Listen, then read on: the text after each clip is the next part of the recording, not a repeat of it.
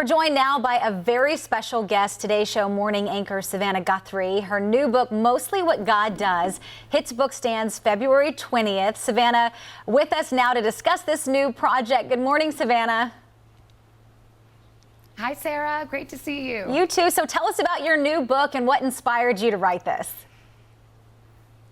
Oh my gosh. Well, Sarah, I can't believe this is all happening. I'm kind of the last person I thought would ever write a book like this. But about a year ago, I was approached if I would ever want to write a book about my faith. And honestly, I was terrified to do it.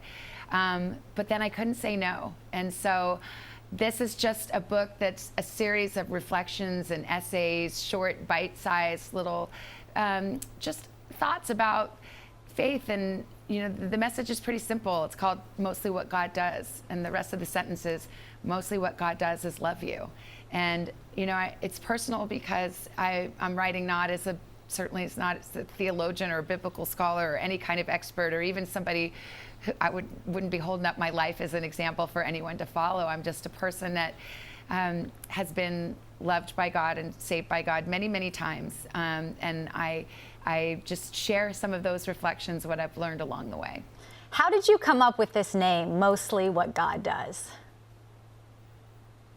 Well, I wish I had written that all by myself, but I hadn't. It actually comes from the Bible. It comes from a translation of the Bible called The Message, and it's a verse from Ephesians. And this translation called The Message is, it's sort of a scholar did it, and it's kind of an everyday language translation of the Bible. And the verse is, watch what God does, and you do it too. Mostly what God does is love you. Oh, and when I read that years and years ago, it transformed the way I thought. I think when you grow up with faith, a lot of times you might imagine that God is disappointed with you, or you wonder what God thinks of you or your choices, or maybe you're mad at God about things that haven't gone well in your life. And for me, this just hit me so hard. Have I messed up my life? Should I forgive this person? Do I deserve forgiveness? Should I, take this road or that road? The answer is simple. Mostly what God does is love you. And so that's the beginning, that's the jumping off point from the book. It's really a love letter to God, but it's a love letter about how much he loves us and how transformative that is from within if you can really absorb it. I love that. How has it been for you as someone in the news, in the public eye, talking about your faith and really leaning into that? I've been so nervous about it. The book comes out soon, so we'll see how it's received. But I have to say that even though I've been scared, because it's personal, you can't write something like this from a distance. You have to talk about your own experiences, and so there's a lot that's very personal in the book, and that's just scary to do, no matter what the subject is.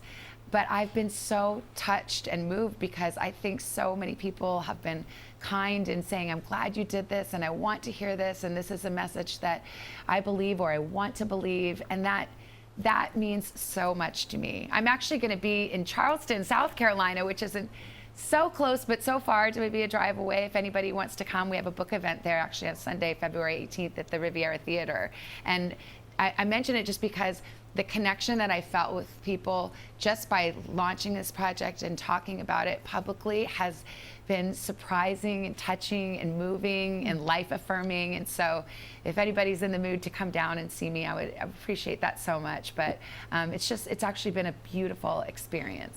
Charleston, a great trip to take from Charlotte, right here in the Carolinas. I hope people can go. We can't wait to read your book, Savannah. Mostly What God Does will be out February 20th. Savannah, thank you so much, and congratulations on this book. Thank you. Thank you for the time, Sarah.